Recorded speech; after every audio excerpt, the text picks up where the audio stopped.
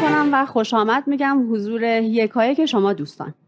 من آتوسا زرینپور هستم، مدیر فروش شرکت حامی سیستم همکاران و در کنار من در این نشست آقای حسین قاسمی، مدیر عامل و رئیس هیئت مدیره شرکت و آقای مسعود عسکری، توسعه دهنده محصول و عضو هیئت مدیره حضور دارند. بسیار ازتون ممنونم که بین این همه مشغله و دغدغه‌ای که دارین زمان گرانبهاتون رو به ما اختصاص دادین و اینجا کنار ما هستین. امیدوارم که در انتهای جلسه از صرف این زمان راضی باشین.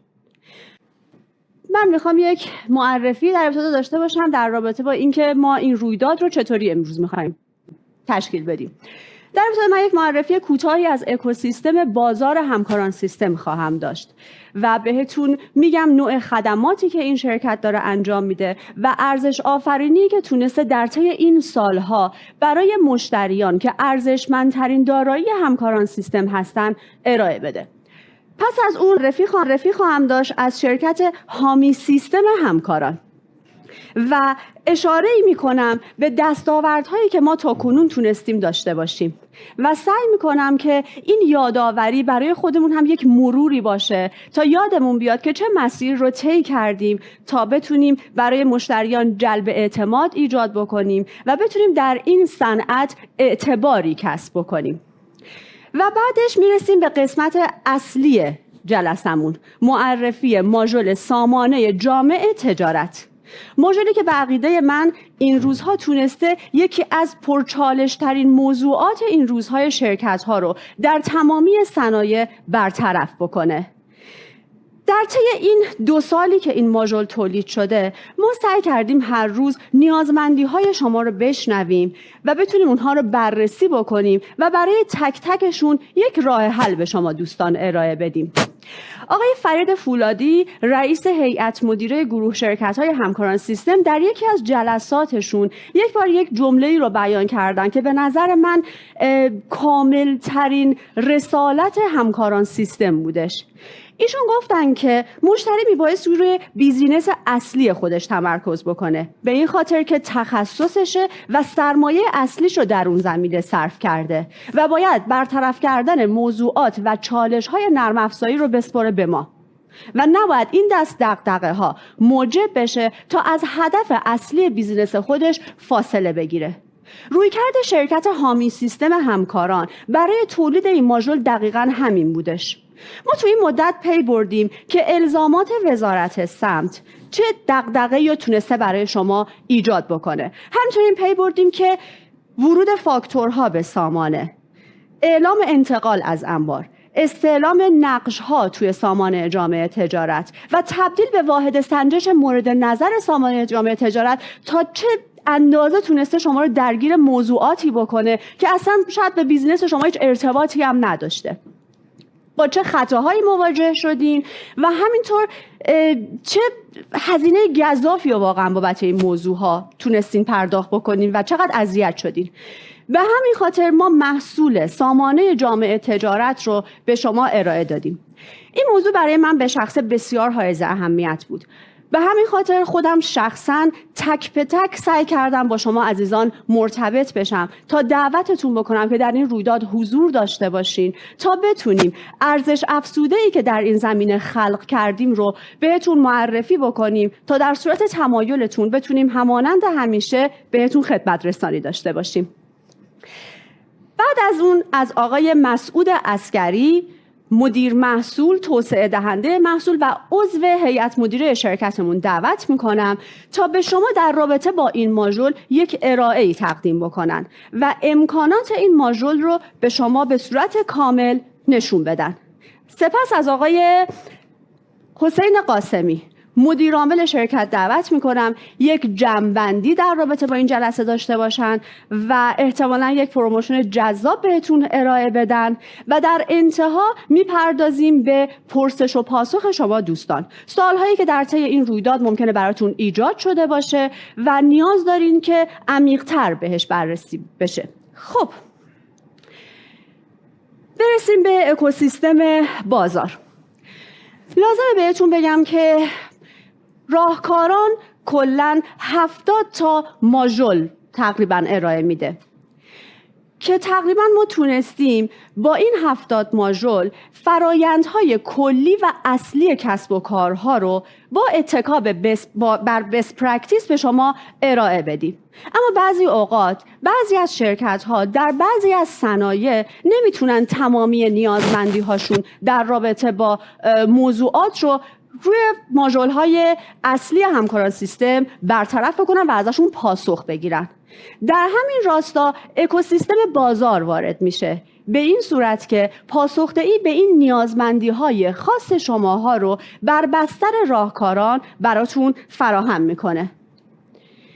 وضعیت کنونی اکوسیستم بازار رو در اینجا من بهتون ارائه دادم که چندین محصول داشته، با چه شرکت‌هایی همکاری کرده و چه تعداد مشتری موفق داشته. در اینجا من لازمه بهتون بگم که اکوسیستم بازار تقریباً مثل یک هسته مرکزی میمونه و یک ارتباط یک پارچه‌ای رو بین همکاران سیستم، مشتریان همکاران سیستم و شرکت‌های توسعه دهنده محصول ایفا میکنه. یک زنجیره ارتباطی بین این سه تا چیز هستش. حالا میپردازیم به معرفی شرکت حامی سیستم همکاران. شرکت حامی سیستم همکاران فعالیت خودش رو در سال 1387 به عنوان یکی از نخستین تحت لیسانس های گروه شرکت های همکاران سیستم آغاز میکنه و خوشبختانه تا امروز با تلاش ما تونستیم گرید پلاتینیوم رو از شرکت توسعه شبکه فروش همکاران سیستم که هلدینگ ناظر ما هستن کسب بکنیم. اولین محصولی که ما در حوزه اکوسیستم بازار ارائه دادیم در سال 1399 بود با عنوان سامانه تیتک که به صورت تخصصی مشکلاتی که صنعت دارویی داشتش رو تونست برطرف بکنه و پوشش بده. تا کنون ما حدود 26 مشتری در اکوسیستم بازار داشتیم که این مشتری‌ها رو به ارتقا هستش. در اینجا من یک تعدادی از لیست مشتریای بزرگ و ارزشمندی که تا امروز داشتیم رو جهت بررسی شما آوردم. واقعا باعث افتخار ماست که بتونیم روز به روز این لیست رو پروپیمونتر بکنیم با کمک شما دوستان. شرکت حامی سیستم همکاران تا امروز 3 محصول رو در اکوسیستم بازار ارائه داده که امروز مشخصاً ما به بررسی ماژول سامانه جامع تجارت می‌پردازیم. هدف اصلی ما از این که دور هم دیگه جمع شدیم این هستش که چالش‌های رایجی که شما دوستان در رابطه با سامانه جامع تجارت باهاشون روبرو هستیم رو بررسی بکنیم و سوال کلیدی که اینجا مطرح می‌کنیم این هستش که چطور با کمترین دخالت انسانی و کمترین خطا میتونیم این موضوع رو پیش ببریم. یک لیستی از امکانات کلیدی این ماژول من اینجا برای شما دوستان آوردم که اجازه میخوام که بنده واردش نشم و کار رو به کاردان بسپارم و از آقای عسکری بخوام که وارد این موضوعات بشن. در انتها واقعا بابت زمانی که به ما اختصاص دادید بسیار ممنونم و اینجا از آقای عسکری دعوت میکنم تا یک دمو از سیستم داشته باشن و بتونیم کارایی این سیستم رو به شما نشون بدیم. ممنونم از وقت شما. بفرمایید آقای عسکری لطفاً.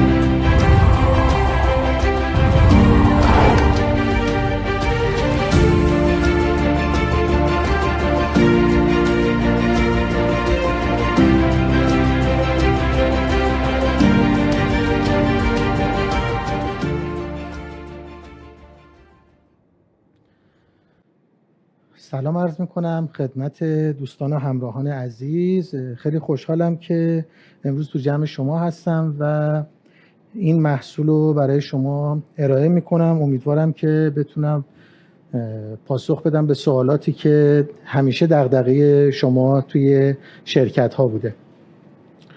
خب سامانه جامع تجارت همونجوری که میبینید توی پلتفرم راهکاران داره ارائه میشه و به عنوان یکی از منوهای اصلی نرم افزار دیده میشه که ما اینجا قسمت تنظیمات رو داریم. تو قسمت تنظیمات همینجوری که میبینید به تفکیک شعبه شما میتونید تنظیمات مختلفی داشته باشید. پس شرکت‌های چند شعبه‌ای که در حقیقت کد نقش جدایی رو داشته باشن میتونن توی این سامانه با نقش‌های مختلف اطلاعاتشون رو ثبت کنن. این اطلاعاتی که این بالا تحت عنوان اطلاعات شرکت و اطلاعات ارتباطی وجود داره دقیقاً همون اطلاعاتی هستن که توی سامانه NTSW در حقیقت اطلاعاتش رو شما میبینید. سایت ntsw.ir مقصد این اپلیکیشنیه که ما برای شما نوشتیم. خب یه سری امکانات اینجا گذاشته شده، مثل عبارت ثابت قبل از شماره اسناد. توی سامانه تجارت کنترل میکنه که شماره ها تکراری نباشه. برای انتقال بین انبارها بعضی از شرکت ها شماره هاشون از اول ریست میشه، برای فاکتورها بعضی از شرکت ها از اول شماره هاشون ریست میشه و اینا باعث میشه که سامانه بهشون خطا بده. ما برای اینکه این اتفاق نیفته یک سری اتوماتیک سازی های انجام دادیم که بتونیم به تفکیک کد الگوی سند انبار، عنوان دوره مالی و یا کد انبار یا هر چیز دیگه که مورد نیازتون باشه بتونیم این در حقیقت اطلاعات رو توی سیستم جنریت کنیم و این شماره برای شما ایجاد بشه. تو قسمت تنظیمات یک سری از نیازها از طرف مشتری ها اعلام شد. یکی از نیازها این بود که آقا ما نمیخوایم جمع آوری انجام بشه و ارسال بشه، ما همون به لحظه میخوایم فاکتور که صادر شد توی سامانه اطلاعات بره بشینه. پس ما اینجا تنظیمات رو گذاشتیم که با تایید فاکتور به صورت خودکار ارسال انجام شود و برعکسش هم داشتیم. مشتری ها میگفتن تو من فاکتورم ثبت حسابداری نشده به سامانه نفرست. پس ما همه این امکانات رو سعی کردیم به صورت یکجا توی تنظیمات قرار بدیم و توی جمع آوری اطلاعاتی که داریم برای سامانه انجام بدیم اینها رو در نظر میگیریم. تو قسمت عملیات انبار ما انتقال مکان، انتقال مالکیت و مکان، اظهار ورود، اظهار خروج و هر کار دیگه‌ای که توی سامانه تجارت قرار انجام بشه رو ما اینجا میتونیم در حقیقت روش پیاده سازی بکنیم. الگوی سند انبار مورد نظرمون رو انتخاب میکنیم و این طرف هم توی سامانه میگیم به صورت ثبت اولیه بره یا ثبت نهایی و در نهایت کل فعالیت هایی که توی سامانه اتفاق میفته رو ما اینجا براتون آوردیم که از طریق وب سرویس منتقل میشه. در حقیقت ما فاکتورهای فروشمون از سیستم فروش تحت عنوان اطلاعات مالکیت و مکان ارسال میشه. بقیه موارد از توی سیستم انبار اطلاعاتش جمع آوری میشه و ارسال میشه. ما اینجا قسمتی داریم به نام نقش‌های کاربر. این نقش‌های کاربر از همین بالاست که ما وقتی استعلام نقش کاربر رو میزنیم نقش‌های مختلفی که یک کاربر داره رو برای شما اینجا نشون میده و مثلا یه شرکتی مدیر عاملش 2 تا 3 تا شرکت داره و توی سامانه هم با کد ملی مدیر عامل معمولا میرن داخل سامانه و این باعث میشه که کدهای نقش‌ها برای شما سخت باشه که بخواید اطلاعاتش رو بزنید و ما در حقیقت به این شخصی که داره اینجا با این سیستم کار میکنه این امکان رو میدیم که بتونه نقش‌های مدیر عامل رو توی سازمان ببینه و یکیشو به عنوان پیش‌فرض انتخاب کنه. خب بعد از اینکه تنظیمات سامانه انجام شد ما در حقیقت 3-4 تا پرسش داریم از سامانه. یکیش اینه که چه کسی اطلاعات چه کسی به سامانه منتقل بشه، یکیش اینه که چه چیزی رو به سامانه بفرستیم، چه کالایی رو و از کجا انتقال انجام بشه. چه کسی میشه ارتباط طرف مقابل با سامانه که ما در حقیقت یک فرمی رو داریم که میایم توی این فرم میگیم مثلا این آقای مرعشی ما دقیقاً برای انتقال مالکیت و مکان قرار ما اطلاعاتش رو به سامانه بفرستیم. دکمه استلام نقش رو میزنیم، با توجه به کد ملیش میره اطلاعاتش هم میاره که از طرف سامانه این اطلاعات وجود داره و میتونید کنترل کنید که اصلا کاربرتون درست تعریف کرده یا نه. و احیانا اگر مشکلی وجود داشته باشه یا بعضی از شرکت‌ها هستن که اینجا چند تا نقش دارن، شما این کد نقش رو میتونید این بالا وارد کنید. اگر وارد نکنید که از نقش پیش‌فرض استفاده میکنه، اگر هم وارد بکنید که با همین کد نقش اطلاعات رو براتون ارسال میکنه. میریم سراغ چه چیزی. ما یک سری ارتباط کالا داریم، یعنی میایم میگیم آقا این کالاهای ما باید به سامانه ارسال بشود. کالا رو از تو لیست کالاهای انبار در میاره. شناسه کالا رو شما شناسه اختصاصی عمومی گرفتید توی سامانه زدید و واحد سنجش ارسال. اگر یک کالای 2 تا واحد سنجش یا چند تا واحد سنجش داشته باشه، سامانه تجارت یک واحد سنجش رو از شما میپذیره و برای اینکه بتونید تبدیل واحد رو انجام بدید، توی معرفی کالا این تبدیل ها انجام شده و سیستم ما خودش به صورت خودکار میاد محاسبات رو انجام میده. مثلا اگر واحد عدد فرستاده باشید تو سامانه بستش رو حساب میکنه. یعنی وقتی میگید یه فاکتور میزنید 2 بسته، تعداد در بسته هم مشخصه و عددش رو حساب میکنه، براتون اطلاعات رو میفرسته به سامانه. و در نهایت قسمت ارتباط انبار با سامانه تجارته که ما اینجا اومدیم چیکار کردیم؟ کد پستی انبار کلید ارتباط ما با سامانه است. سامانه این کد پستی رو در حقیقت میشناسه و ما باید اینو بفرستیم به عنوان اطلاعات ارسالی به سامانه. حالا یه سری از شرکت‌ها هستن که یک انباری دارن که اجاره است و چند کارخونه مختلف دارن که قرار اطلاعات بره توی یه انبار و از اونجا توزیع بشه. وقتی با کدهای نقش متفاوتی اطلاعات میره توی انبار میشینه، پس موجودی‌ها با کدهای نقش متفاوت فرق میکنه و اینجا ممکنه برای شما چالش ایجاد بکنه. ما اینجا تنظیماتی انجام دادیم که در حقیقت یک انبار بتونیم توش با چند تا کد نقش کار بکنیم و کافیه تیک پیش‌فرض رو بزنیم و موقع جمع‌آوری از این تیک استفاده میکنه و اطلاعات رو ارسال میکنه. حتی کدهای نقش ما باعث میشد که کدهای نقش ما در حقیقت هر کدومش میتونست یه دونه پسورد جدا داشته باشه. تو نام کاربری وب سرویس که توی سایت دارید اینها همشون کاملا متفاوته و میتونید در حقیقت اینها رو عوض بکنید. یه امکان دیگه‌ای که توی سامانه وجود داره قسمت بارنامه‌های سامانه تجارته. شما وقتی که دارید انتقال مالکیت و مکان میزنید، اگر بگید دارای بارنامه هست، باید شماره بارنامه و تاریخ بارنامه و سریال بارنامه رو توی سامانه ارسال بکنید. سامانه خودش با اطلاعات بارنامه‌ای که طی باربری ها ثبت کردن توی سامانه میره کنترل میکنه و اگر مغایرتی داشته باشه خطاشو به شما اعلام میکنه، اگر نه که این اطلاعات رو براتون توی سامانه ارسال میکنه. بارنامه بس با توجه به بیزینس فرق میکنه. بعضیا هنگام خروج کالا از انبار میان از این استفاده میکنن و مبنای بارنامه رو میذارن سند انبار و یک سری از شرکت هم هستن که میگن بر مبنای فاکتور فروشمون میخوایم بارنامه صادر کنیم و لیست فاکتورهای فروش رو برای من میاره که من بتونم توی بارنامه ها ازش استفاده بکنم. این تنظیمات اولیه رو که ما انجام دادیم تقریباً 80% کار رفته جلو. ما توی استقرار این سیستم با شما، اگر تعداد کالاها زیاد باشه ما از شما اطلاعات کالاها رو میگیریم، براتون ایمپورت میکنیم توی سیستم. ارتباط طرف مقابل معمولاً خیلیه، مخصوصاً تو شرکت‌های پخشی تا 40-50 هزار تا میرسه.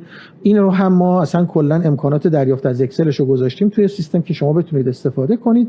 ارتباط انبارها رو هم که خب به هر حال دونه دونه کاربرا دستی وارد میکنن، چیز خاصی نداره. میریم سراغ ابزار جمع‌آوری و ارسال گروهی. ما تو این ابزار چی کار میکنیم؟ میایم تاریخ رو مشخص میکنیم، از تاریخ تا تاریخ و شعبمون رو مشخص میکنیم و اینجا میگیم که چی کار میخوایم بکنیم. برای انتقال مالکیت و مکان وقتی من میخوام جمع‌آوری انجام بدم میتونم فیلتر بکنم، چون بعضی از شرکت ها میان میگن که ما یک سری از فروش هایی که برای فلان مرکزه رو نمیخوایم استفاده کنیم یا نمیخوایم برای سامانه بفرستیم یا مثلا یه حوزه فروش مورد نظر رو میخوایم بفرستیم یا نحوه فروش یا هر چیز دیگه‌ای که بخواید فیلتر بکنید. این فیلتر گذاری ها باعث میشه که شما بتونید به صورت کنترل شده اطلاعات رو به سامانه ارسال بکنید. اگر موردش رو عوض بکنیم بذاریم تولید، فقط مرکز نگهداری و انبار رو فیلتر میکنه و اگر انتقال مکان بذارید فقط سندهای انتقال مکان مثل حواله انتقال بین انبارها رو جمع آوری میکنه. این وضعیتی هم که این بالا میبینید وضعیت جمع آوری رو براتون نشون میده که میگه آقا من الان چیکار کردم. میگه آقا پایان جمع آوری انتقال مالکیت و مکان در تاریخ فلان و ساعت فلان این کار من انجام شد و به پایان رسید. این واسه اینه که ما تو فرمای همکاران سیستم با توجه به اینکه تحت وب هستش و اینکه این کار زمان بر هست به صورت یه جاب اجرا خواهد شد، وقتی که ما دکمه جمع آوری رو میزنیم سیستم طول میکشه تا این کار رو انجام بده. بتونیم با این رفرش کردن دقیقاً تایمش رو در بیاریم که چقدر طول میکشه و به قول معروف خودمون رو معطل سیستم نکنیم. بعد از اینکه جمع آوری کردیم با دکمه ارسال اینو ارسال میکنیم به صورت گروهی، یک جا همه رو ارسال میکنه. اگر حالا اشتباه شد مثلا یه دفعه 400 تا فاکتور جمع آوری کردید، اون پیجینگ همکاران سیستم دغدغه است که پاک کردنش خیلی سخته. ما از اینجا دکمه حذف رو بزنیم، اون اطلاعاتی که جمع آوری شده و به سامانه ارسال نشده رو براتون پاک میکنه. بعد از اینکه از ابزار استفاده کردیم، ما اطلاعات میره توی ارسال اطلاعات و توی این فهرست شما میتونید وضعیت ارسال رو ببینید. اینجا در این بالا میبینید اطلاعات ارسال نشده است به صورت پیش‌فرض. ما اگه این رو باز بکنیم و کلش رو ببینیم، یک سری اطلاعات جمع آوری شده، یک سری اطلاعات دارای خطا و یک سری هم اطلاعات ارسال موفق ما توی سیستم داریم که میتونیم در حقیقت اینها رو ردیابی بکنیم. در خصوص ارسال موفق ببینیم داخلش چی هست. خب این بالا که اطلاعات اومده انبارتو مشخص کرده. اگه خواستی از نقش‌های مختلفی جمع آوری کنی این کارو می‌کنی، وگرنه که خودش نقش پیش‌فرض رو تشخیص میده. اینجا که داریم کار می‌کنیم بابت انتقال مالکیت و مکان بوده. تو شرح سند نیاز مشتری بوده که شماره رو تو شرحش بندازید، چون این شماره تو سامانه دیده نمیشه ولی توی شرح دیده میشه. و این پایین شماره‌ای که تو سامانه می‌بینید اینه، اطلاعات سامانه تجارت. اطلاعات با موفقیت انجام شد و وضعیتش هم که 2 میشه تایید شده. نکته دیگه که وجود داره، بعضی از شرکت‌ها توی سامانه تجارت میرن تیکشو میزنن که با سامانه انبارها ارتباط داشته باشه و هر کاری رو که تو سامانه تجارت میفرستن بره تو سامانه انبارها هم بشینه. برای که این اتفاق بیفته خود سامانه تجارت این کار رو انجام میده، وب سرویسش رو کال میکنه. سند الان حواله انتقال به حواله انبار، یعنی در حقیقت انتقال مالکیت و مکان از شرکت بارتون داره خارج میشه، حواله شماره داخلی فلان و کد رهگیری فلان رو تو سامانه انبارها ثبت کرده، دیگه نیازی نیست شما این کار رو انجام بدید. پس پیام ها رو خود سیستم به شما میده، خود سامانه به شما میده. و اینجا هم لیست کالاها، شناسه ها و مقدارهاشو برای شما توی سامانه جمع آوری کرده و نشون میده. یه نکته که اینجا وجود داره اینه که بعضی از شرکت‌ها چند کالا دارن که با یک شناسه داره توی سامانه معرفی میشه و خود سایت سامانه هم یک کالا رو تو 2 سطر نمیپذیره و خطا میده. ما اینجا وقتی که جمع آوری میکنیم اینجا 2 خط به شما نشون میدیم، ولی وقتی که میفرستیم توی سامانه تجمیع میکنیم و جمع شدهشو براشون ارسال میکنیم. حالا اگر خطا داشت چه اتفاقی میفته؟ دارای خطاها رو ببینیم چه جور خطاهاییه. یک سری از خطاهایی که من توی توضیحات نوشتم، خطای سامانه نیست. من قبل از اینکه دیتا رو بفرستم توی سامانه خودم یک سری کنترل ها انجام میدم. مثلا برای این آقا باید ارتباط طرف مقابل با سامانه رو تکمیل کنید، ارتباط رو فراموش کردید و الان که جمع آوری میکنید این خطا رو به شما میده. میرید خطا رو برطرف میکنید، اینو حذفش میکنید و دوباره از اول که جمع آوری کردید این اطلاعات دوباره براتون به صورت وضعیتش در حال وضعیتش جمع آوری شده، این کلمه رو یادم رفته بود، وضعیتش میشه جمع آوری شده، دوباره از اول ارسال میکنیم. یه وقتایی هم هستش که نه، فقط خطا جزئیه، شما همینجا میتونید کنترل بکنید کارشو انجام بدید، کافیه همین بالا دکمه ارسال رو بزنید و اطلاعات رو منتقل بکنید. کجا این کار ارزش پیدا میکنه؟ جایی که یک کالای شما تو 2 تا انباره، الان این انبار شما خطای موجودی منفی میده تو سایت، در صورت که توی انبار موجودی دارید باید کد نقش انبارتون رو عوض بکنید و ذخیره کنید دوباره ارسال بکنید. پس این امکانات رو ما توی سیستم برای شما قرار دادیم. خب بریم ببینیم خطاهای سایت چیه. این خطاهای توضیحاتی بود.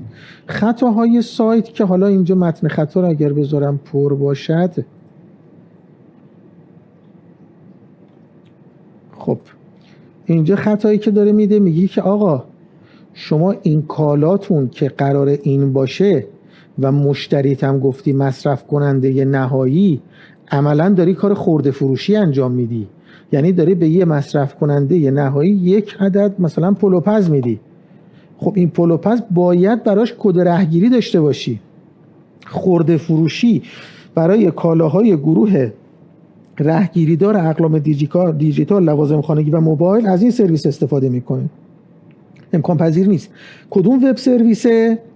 وب سرویسش رو جداگانه باید صدا بکنم، من تنظیماتش رو انجام میدم. تو این شرکت الان انجام ندادم چون دموه، ولی تنظیماتش رو که انجام دادم، این زیر باید شما این کالا رو انتخاب بکنید و بیایید اطلاعات رهگیریشون رو اینجا شماره 13 رقمی یا هر چیز دیگه‌ای که هست و قیمتش رو وارد بکنید. شما نمیخواد این کار دستی انجام بدید. من توی فاکتورهای فروش وقتی که دارید صادر میکنید شناسه رهگیری رو اونجا ازتون میپرسم و وقتی که شما اونجا بزنید موقع جمع‌آوری این اطلاعات خودش جمع‌آوری میشه و اطلاعات به صورت یک پارچه به سامانه ارسال میشه. یک سری کارهایی توی این سیستم انجام میدم که در حقیقت فکتش توی راهکاران هست، توی سامانه هم هست. یک سری چیزها هست توی سامانه وجود داره ولی توی راهکاران وجود نداره، مثل پیشبینی ها. حالا پیشبینی تولیده یا مثلا در خصوص تخصیص ارز باید یه اطلاعاتی توی سامانه ثبت کنن. برای اونها ما کاری انجام ندادیم. ما هدف اصلیمون این بوده که اطلاعات رو شما به سرعت بتونید حجم بالای اطلاعات رو با سرعت و دقت به سامانه ارسال بکنیم. پس بنابراین این اتفاق اینجا داره میفته، ولی تا اونجایی که تونستیم سعی کردیم که یه کارهایی رو انجام بدید. مثلا شما ماژول صادرات ندارید ولی میخواید اطلاعات صادراتتون رو بفرستید به سامانه. خب برای سامانه مؤدیان حتما باید ماژول صادراتی رو خریداری بکنید و اصلا کلا مباحث خیلی پیچیده‌ای داره اونجا، شماره تخصیص ارز و اینجور چیزا داره که شما اونجا باید کاراشو انجام بدید. ولی در مورد سامانه تجارت فقط همین سه تا فیلد باید پر بشه و این سه تا فیلد رو بعد از اینکه اسناد انبار رو جمع آوری کردید، مثلا تحویل فروش های صادراتی رو، اینجا میاد اطلاعاتش رو دستی پر میکنید و به سامانه ارسال میکنید. یا در خصوص واردات هم همینطور، همین قصه ها وجود داره و شما میتونید اطلاعاتش رو توی سیستم ثبت بکنید. یک سری نیازهایی از طرف مشتری ها برای ما مطرح شد. ما تا اینجا سیستم رو نوشتیم، به بازار عرضه کردیم، ولی از طرف مشتری ها یک سری نیازهایی مطرح شد. اولیش گفتن آقا سیستم وقتی جمع آوری میکنه به من میگه موجودی منفی داره و من فاکتورم 35 خطه، من از کجا بفهمم کدوم کالا موجودیش منفیه؟ پس من مجبور شدم یک دونه در حقیقت گزینه‌ای رو بذارم تحت عنوان استعلام وضعیت اقلام فاکتور فروش در سامانه جامعه تجارت. قلم به قلم فاکتور فروش رو با همون شرایطی که جمع آوری کرده بودم اینجا جمع آوری میکنم، ارسال میکنم به سامانه. فرقش اینه که چون فاکتورهای من به صورت صدور فاکتور نیست، به صورت استعلامه و از اون طرف خط به خط دارم میریزم، دقیقاً به شما میگه کدوم کالاتون موجودیش منفیه. این یه قصه. یه مورد دیگه داشتیم، اینجا من میمدم خطا میگرفتم که آقا شما مجاز نیستی به این آدم بفروشی. چرا؟ چون بعضی از کالاها توی سامانه هست که شما باید وقتی به یک نفر میفروشید اون طرف بره توی سامانه اطلاعات فروشش رو ثبت کنه، 80% کالاهاشو که فروخت شما مجاز هستید که بهش دوباره فروش انجام بدید. حالا فرض کن صنایع سنگین باشه، تو صنایع سنگین ماشین اومده دم در، بارگیری انجام دادیم، میخواد ماشین بره بیرون، تو سامانه میزنیم خطا میخوره، خب دیگه دیره. ما باید قبل از این اتفاق این کار رو انجام بدیم. پس ما اومدیم استعلام حواله فروش رو هم برای شما گذاشتیم که حواله های فروشتون رو بتونید چیکار کنید؟ استعلام بگیرید و به سامانه تجارت اعلام بکنه و توی سیستم براتون بیاره که آقا این آدم شما مجاز نیستید بهش بفروشید، یا مثلا کد نقشش مشخص نیست، یا هر اتفاق دیگه که در حقیقت توی سامانه میفته به ریز قلم حواله و فاکتور در اختیارتون قرار میده. باز رسیدیم به شرکت‌های پخشی. شرکت پخش که صنایع غذایی داره، برنج و مرغ و گوشت و روغن میخواد بده، زمان سفارشگیری این مسئله براش مطرح شد و گفت اگر من سفارش رو گرفتم موظفم به مشتری جنس رو بدم، در صورت که شما زمان حواله داری این کار رو انجام میدی و استعلام میگیری. اینم باز دوباره یکی از دغدغه ها بود که ما اومدیم تنظیمات انجام دادیم و در حقیقت درخواست فروش رو هم استعلام گرفتیم که وقتی که شما دارید سفارش درخواست فروش رو ثبت میکنید، همون لحظه تو تنظیمات هم اینو داشتیم.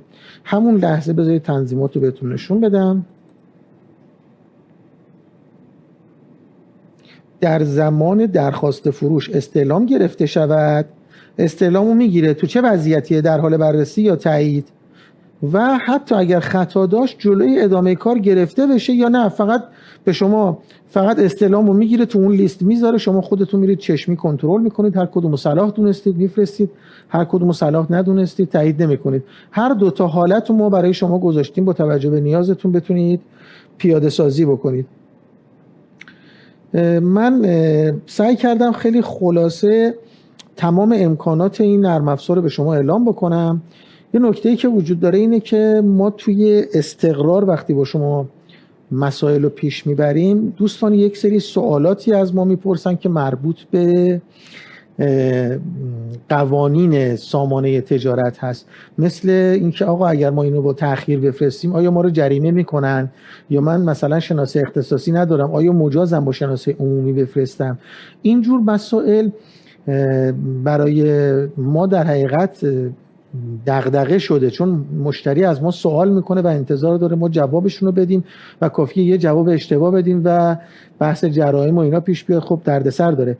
اینجور موارد خواهشی که داریم، حالا اگر قرار شد با هم دیگه همکاری بکنیم، از خود سامانه جامعه تجارت میتونید استعلام بگیرید که توی سامانه هم در حقیقت یه دونه ایمیلی رو گذاشته که admin@ntsw.ir. وقتی برای این آدم ایمیل بزنید یا اگر داخل سایت برید از اونجا تیکت بزنید، براتون جوابهای سامانه به صورت رسمی میاد و شما میتونید به اونها اکتفا بکنید. 4 روز دیگه هم اگر بحث جرایم و اینجور چیزا پیش اومد شما جواب قطعی و قانع کننده برای سامانه خواهید داشت.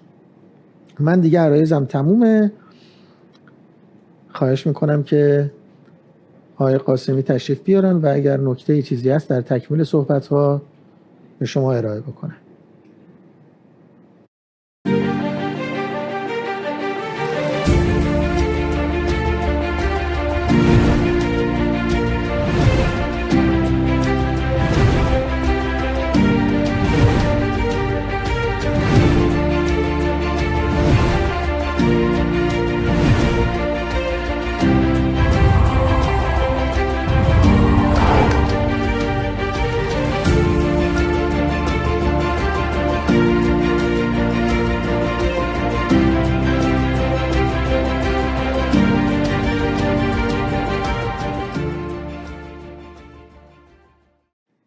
تا اینجا از زمانی که اختصاص دادیم به ما بسیار سپاسگزارم.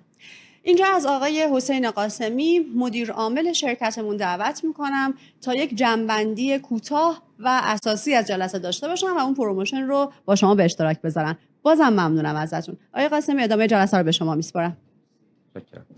سلام عرض میکنم خدمت همه دوستان عزیز و مشتریان گرامی. خیلی خوشحالم که امروز در کنار شما عزیزان هستم و ممنونم که وقت ارزشمندتون رو در اختیار ما قرار دادید و در این رویداد شرکت کردید.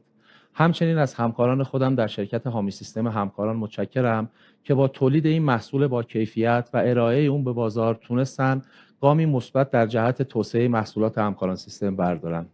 همونطور که در دمو دیدید، هدف ما از تولید نرم افزار سامانه جامعه تجارت فقط تولید یک محصول نبود. هدف ما این بود که بتونیم با تولید و ارائه این محصول به بازار باری رو از روی دوش در واقع تیم‌های عملیاتی شما برداریم و کمک کنیم که شما به جای فکر کردن به موضوعات کاریتون به بیزینستون فکر کنید و بیزینستون رو گسترده‌تر بکنید. ما تو شرکت حامی سیستم همکاران تلاش کردیم همیشه با تولید محصولات با کیفیت و محصولاتی که بتونه به صورت واقعی و عملیاتی در بازار کار بکنه، مشتریانمون رو از یک سری از دغدغه‌های خاطر و در واقع دردسرهایی که برای ارتباط با سامانه‌های بیرونی دارن آزادشون بکنیم و به کسب و کارشون برسن. توی این مسیر فقط همراهی شما عزیزان و مشتریان گرامی بود که باعث شد ما بتونیم این محصولات رو به بازار ارائه بدیم. برای قدردانی از حضور شما در این جلسه و اعتمادی که به ما کردید، تصمیم گرفتیم تا پایان آبان ماه 15% تخفیف ویژه شرکت در رویداد برای همه مشتریانی که در این رویداد ثبت نام کردن در نظر بگیریم و این محصولات رو به مشتریان عزیزمون ارائه بکنیم. ثبت سفارش فقط از طریق سایت اکوسیستم بازار اتفاق میفته تا فرایند فروش، استقرار، پیاده سازی و پشتیبانی بتونه به صورت مدیریت شده و کنترل شده اتفاق بیفته. من مطمئنم که امروز نقطه شروع همکاری‌های مؤثرتری با شما خواهد بود. خیلی خوشحال میشم اگر در خصوص محصول یا این جلسه و موضوعاتی که مطرح شد، سوالی اگر براتون پیش اومده حتما با ما به اشتراک بذارید و توی جلسه پرسش و پاسخ بتونیم با همدیگه به یک جمع‌بندی برسیم. هدف ما از این رویداد معرفی محصولمون نبود. هدف ما این بود که بتونیم در واقع موضوعاتمون رو با شما شفاف بکنیم و به شما این اطمینان خاطر رو بدیم که با استفاده از این محصول با کیفیت میتونید همه دغدغه‌هاتون رو به ما به همکاران سیستم بسپارید و با خیال راحت به بیزینس خودتون برسید. براتون آرزوی موفقیت میکنم و امیدوارم که بتونیم در آینده نزدیک خدمتتون باشیم. روز بخیر. نرم افزارهای راهکاران با تکیه بر امکانات و قابلیت‌های خود عمده نیازهای کسب و کارها را به صورت جامع پوشش دادند. همزمان با رشد و توسعه شرکت‌ها و تخصصی تر شدن فعالیت‌ها، نیازهای جدید و خاصی شکل گرفته است. برای پاسخگویی به این نیازها، همکاران سیستم با بهره‌مندی از ظرفیت شرکت‌های توسعه دهنده بیرونی و همکاری با آنها به عنوان شریک توسعه، محصولات یکپارچه با نرم افزارهای راهکاران را تولید و از طریق بستری در اختیار مشتریانش قرار داده است. این بستر بازار همکاران سیستم نام دارد. بازار پل ارتباطی منسجمی بین مشتریان و شرکت‌های توسعه دهنده است که با استفاده از امکانات آن می توانید به راحتی محصول مورد نظر خود را جستجو و پس از دریافت اطلاعات بیشتر از شرکت توسعه دهنده مربوطه و بررسی‌های لازم نسبت به خرید آن با اطمینان اقدام کنید. در سایت بازار همکاران سیستم محصولات ارائه شده توسط توسعه دهندگان به تفکیک جدیدترین، پرفروشترین یا بر اساس فیلتر قیمت مرتب شدند. کاربران می توانند محصولات را بر اساس حوزه‌های مختلف از جمله مالی، لوجستیک، سرمایه انسانی یا به تفکیک صنعت مد نظر خود جستجو کنند. در وبسایت بازار هر محصول صفحه مجزای خود را دارد تا شما قبل از خرید بتوانید علاوه بر اطلاع از ویژگی‌های هر محصول، از نرم افزارهای پیش نیاز و نسخه محصولی آن آگاه شوید. در صفحات محصولات می توانید از بازخورد سایر کاربران در مورد جزئیات و کیفیت محصول مطلع شده یا بعد از خرید با امتیازدهی و ثبت نظرات خودتان سایر کاربران را در فرایند خرید و تصمیم گیری راهنمایی کنید. به علاوه در صفحه هر محصول اطلاعات توسعه دهنده مربوطه قرار دارد تا شما برای آشنایی بیشتر با محصولات بدون واسطه با شرکت توسعه دهنده تماس بگیرید. بعد از انتخاب محصول شما می توانید همه مراحل از ثبت و پیگیری سفارش تا دریافت قفل محصول را به صورت متمرکز از طریق سایت بازار همکاران سیستم دنبال کنید. در تمام مراحل و صفحات بازار آیکون از ما بپرسید مسیر ارتباطی بین کاربران و واحد راهبری بازار است تا شما بتوانید نکات، پیشنهادات و سایر نیازهای محصولی خود را مطرح نمایید و بعد از بررسی درخواست نتیجه را از طریق ایمیل دریافت کنید. بازار همکاران سیستم، بستر یکپارچه ارائه نرم افزارهای سازمانی.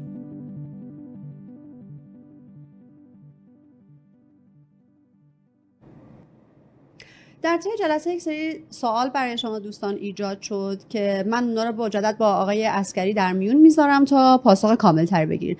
آقای عسکری، یکی از سوالاتی که دوستان پرسیدن این هستش که آیا ارسال و جمع آوری فاکتورها به صورت خودکار خواهد بود؟ من توضیح به شما توی جلسه خیلی خلاصه گفتم. واقعیت اینه که اگر بخواد به صورت اتوماتیک اطلاعات جمع آوری بشه و ارسال بشه، سیستم متولیشو از دست میده و ممکنه که خطاهایی که پیش میاد کسی نره پیگیری بکنه. ما دو جا این کار رو انجام دادیم. زمان صدور سند انبار و زمان تایید فاکتورها ما این ارسال اتوماتیک رو انجام میدیم، ولی برای اسناد اگر شما بخواید این کارو بکنید بهتره که خودتون به صورت دستی یک نفر مسئول این کار بذارید که بعد از ظهرها دکمه جمع آوری و ارسال رو بزنه و حتما کنترل بکنه که مغایرت‌ها توی سیستم برطرف بشه ان شاءالله. یه سوال دیگه که مطرح کردن این هستش که آیا برای بررسی خطایی که باش مواجه شدن باید وارد خود سامانه جامعه تجارت بشن یا اینکه نه توی راهکاران میتونن ببینن این موضوع رو؟ نه، ما خطاها رو هر چیزی که توی سامانه اتفاق بیفته، هر خطایی که توی سامانه اتفاق بیفته رو از طریق وب سرویس دریافت میکنیم و توی خود سیستم به شما نشون میدیم که بتونید برطرف بکنید و دوباره ارسال رو انجام بدید. یه سوال دیگه در رابطه با ارتباط این ماژول با سامانه جامعه انبار هاست. ببینید تو سامانه جامعه تجارت ما قسمتی که میخوایم بریم مدیریت مراکز توزیع و مدیریت انبارها در حقیقت کد پستی انبار معرفی بکنیم، اونجا یه گزینه داره که استعلام از سامانه جامعه انبارها رو میگیره و ارتباط رو برقرار میکنه که بعضی از شرکت‌ها نمیخوان این کار رو انجام بدن، نامه میزنن به خود سازمان که این ارتباط رو قطع بکنه. شرکت‌هایی که این ارتباط براشون وجود داشته باشه، ما از طریق وب سرویس وقتی به سامانه تجارت میفرستیم خودش برای انبارها هم ارسال میکنه. اگر شرکتی نخواست این کار رو انجام بده، باید یک ماژول دیگه‌ای که ما باز همون رو تهیه کردیم تحت عنوان سامانه جامعه انبارها خریداری بکنه که جداگانه بتونه کالاها رو توی اون سامانه ارسال بکنه. و یک سوال دیگه در رابطه با اظهار تولید با شناسه کالا که در راهکاران و سامانه جامعه تجارت تعریف شده، دوست دارن که عمیق‌تر بهش بپردازی. من اینو بررسی کردم، با خود سامانه هم ارتباط گرفتم. ببینید وقتی که شما اظهار تولید رو توی سامانه جامعه تجارت میزنید، اونجا استعلام کد رهگیری میزنید و اون سامانه به شما یک اکسلی از کدهای رهگیری میده. یعنی عملاً با وب سرویس شما سند انباری رو که میزنید فقط میفرستید تو سامانه و عملیات گرفتن کد رهگیری رو داخل سامانه انجام میدید. ولی قسمتی وجود داره در ارتباط با انتقال مالکیت و مکان. حتی اگر کالاهایی که دارای شناسه رهگیری هستن رو به شرکت‌های میانی بفروشید، مثلا شرکت‌های توزیع کننده بفروشید، نیازی نیست کد رهگیریشو وارد بکنید. ولی اگر به مصرف کننده نهایی بخواید این اطلاعات رو ارسال بکنید و فاکتور رو از نوع مصرف کننده نهایی بزنید، حتما باید کد رهگیری توش ثبت شده باشه. علت اینی هم که من اینو قسمت رو جدا کردم همین بود، وگرنه ما مجبور بودیم ماژول مدیریت سریال داشته باشیم، سریال ها رو ورودش رو بزنیم، خروجش رو بزنیم که کار پیچیده‌ای میشد. عملا وظیفه این سیستم اینه که بتونیم به صورت تسهیلگر اطلاعات رو برای شما ارائه بکنیم که بتونید راحت‌تر انجام بدید. متوجه شدم. یک سوال دیگه پرسن در رابطه با این که میفرمایند هزینه پرداخت تعرفه های کد رهگیری آیا از طریق نرم افزار راهکاران صورت میپذیره یا مراجعه به سامانه؟ ببینید اون قسمت پرداخت هزینه هم باز فکت مستقیمی توی راهکاران نداره که ما بخوایم از طریق راهکاران انجام بدیم و این قسمت باید داخل سامانه انجام بشه. من تو توضیحات یه چیزی هم فراموش کردم، اونم بهتون بگم، اینه که شما اظهار خرید رو هم حتی تو سامانه ما نمیتونید جمع آوری کنید، چون خریدهای شما در حقیقت فروش‌هاییه که تامین کنندگان به شما دادن و شما فقط قرار برید داخل سایت اینا رو تایید بکنید. حالا اگر احیانا یک تامین کننده‌ای داشتید که اطلاعات رو برای شما نزده بود و از طرفی شما می‌خواستید برای سامانه فروشش رو ارسال بکنید و اینجا با موجودی منفی مواجه می‌شدید، اونها رو میتونید به صورت استثناءً الگوهای سند خریدش رو جمع آوری بکنید و به سامانه ارسال بکنید. خیلی ممنونم ازتون. من فقط یک توضیحی داشته باشم. یک سری از دوستان برای ملحق شدن به دمو دچار مشکل بودن و حالا من از اونجایی که خودم هم یک قسمت کوتاهی رو بعد ارائه می‌کردم، متاسفانه گوشیم همه وقت در دسترس نبود و نتونستم پاسخگو باشم. خیلی ازتون ممنون میشم که مجدد با بنده مرتبط بشین. من تلاشم رو میکنم که فیلم این ارائه رو بتونم در اختیارتون قرار بدم تا اگر کیفیت نامناسب بوده به خاطر حالا نوع اینترنت یا دیرتر وارد جلسه شدین یا هر آنچه، بتونید از این جلسه استفادهتون رو کرده باشین و مجدد ممنونم از زمانی که گذاشتین. هر سوالی هم که در رابطه با تمام موضوعاتی که در این نشست مطرح شد اگر داشتین، بنده تمام قد در خدمت شما هستم. ممنونم از زمانتون. مرسی. خدا نگهدارتون.